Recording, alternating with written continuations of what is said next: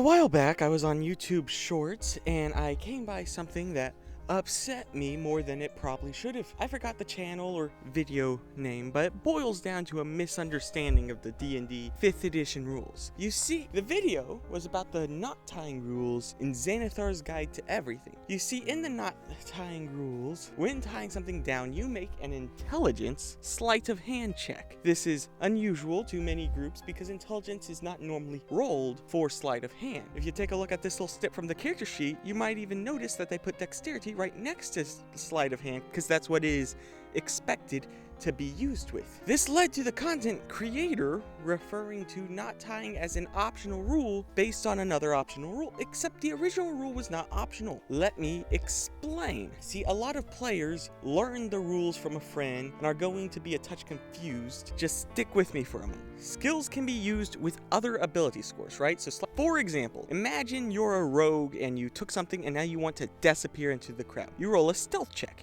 and using your incredible dexterity, you vanish. That doesn't make a lot of sense in a crowd, because how is your dexterity helping you in this case? But you or your DM might consider asking for a charisma stealth check. You blend in because you're acting natural, you're acting relaxed amongst the other crowded individuals. This resolves the weirdness of that issue and might even increase your bonus a little, or decrease it if you aren't appropriately charismatic. In another instance, I've seen asking for information be a charisma investigation check. I've seen diagnosing medical issues as an intelligence medicine check if they are not actively on the person. And I've seen feeling the presence of magic as a wisdom arcana check, which makes a lot of sense. Or, of course, tying knots as an intelligence sleight of hand. And it wouldn't bother me as much that the wider D&D 5e community kind of ignores this. But the game design is very clearly intended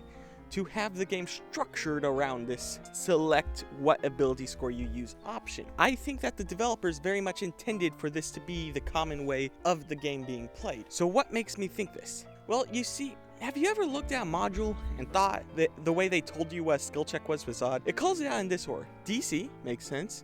Ability score, then the skill. If we already know what the ability score is going to be because of the skill, that's a touch redundant. A more effective communication that they could put into the module is just DC then skill. Furthermore, have you looked at the character sheet?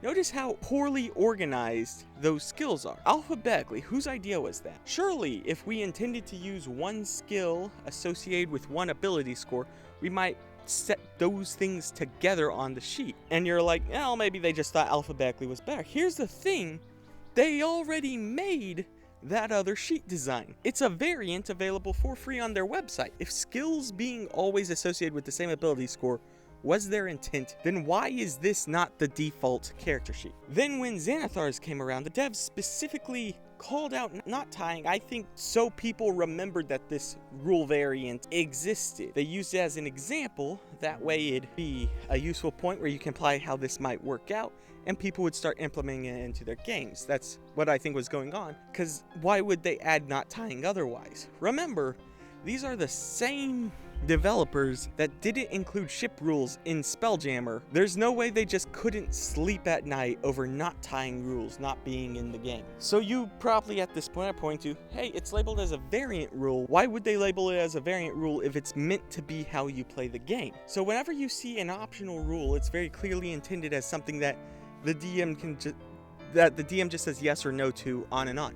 Variant rules seem to vary within the same D&D campaign. Like, yeah, sure, this makes sense most of the time, but on this other section of the time, you use this piece of variation. And lastly, can we just point out that nothing is assigned to Constitution when athletics over a long enough time should be a Constitutions check? Just saying. So how did this happen, and why do we have the default assignment score if my theory is that the developers always intended this? I think 5th edition had at some point in the development process a simplified and an advanced version of the game. I don't have proof prepared for that, it's kind of a vague theory, but it would make a lot of sense from how I've read the system if we had here's your simplified character sheet, here's your advanced character sheet for after you gain the hang of how the skills work, how the equipment works, how everything works. And if we explain how the thing generally works, then later we can add the mix and match and all the other weird features that aren't necessary to start the game, right? Because there's a lot of these that I think weren't intended to be part of a simplified edition, right? So you get multi-classing, feats, the working together rules, the D&D Next, which was what the playtest of 5th edition, had a cool variant of hiding rules, most of the map stuff, heck, even healing surges. I think a lot of these were intended to be for like an advanced version of the game to be compared against a simplified version of the game. But then they took a lot of these elements and they either cut it, simplified it, or made it an optional rule for their combined version of the game. This is mostly speculation, but I think that's how the ability scores ended up about the way that they are now. Thank you for your time.